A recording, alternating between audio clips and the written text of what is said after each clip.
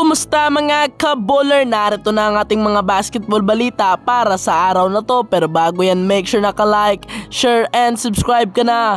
Click the bell all nang updated ka sa mga nangyayari sa basketball world. Para nga po sa ating unang balita mga kaboler, kino-consider na netong si Adam Silver na muling ibalik ang format ng All-Star sa pagitan nga po ng East at West. In short kaboler, gusto nitong si Adam Silver na muling maibalik ang labanang East at West. Marami ang pumapabor dito kaboler dahil nga kinakailangan daw ng balance, at ang iba naman daw kapag nagaganap daw ang All-Star, meron daw mga team na kung saan medyo lugi pa nga dahil nga sa ginagawang picking ng kanilang mga team leader. Para sa akin kaboler, okay lang maibalik etong East at West All-Star game dahil para sa akin nga ang All-Star ay isang kasayahan lamang at hindi nga gaanong matindihan ang bakbakan dito dahil nga nagkakasayahan lang ang mga manlalaro, kaya walang gaanong depensa at puro opensa nga at mga open shot ang ating nakikita.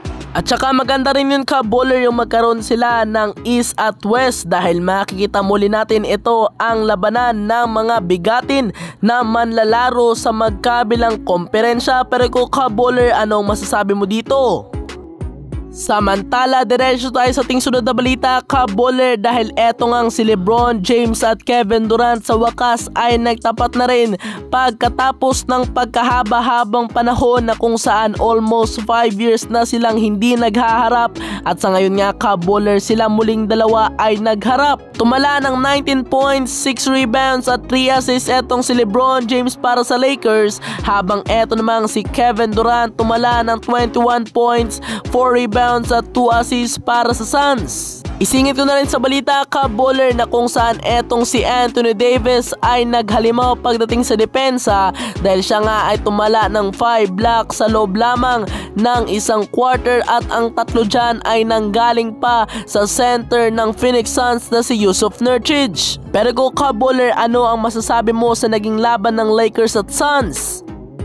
Habang diretso tayo sa ating sunod na pag-uusapan ngayon dahil eto ngang si Jrue Holiday ay inamin niya kung bakit niya nga po sinuot ang number 4 na jersey para nga po sa Boston Celtics. Ayon kay Jrue Holiday kaboler, ginamit niya nga ang jersey number 4 dahil nga po sa kanilang 4 na magkakapatid, at ang isa naman dahil nga po kay Isaiah Thomas, at bago niya nga po gamitin ang jersey number 4, siya nga po muna ay nagpaalam dito nga po kay Isaiah Thomas. Pero ikaw kaboler, ano ang magiging opinion mo dito? Dito na kaboler nagtatapos ang ating mga balitaan, kaya kung gusto nyo po ng mga gantong video, make sure naka-like, share and subscribe ka na. Click the bell all nang updated ka sa mga nangyayari sa basketball world. Salamat po sa inyong panonood. God bless!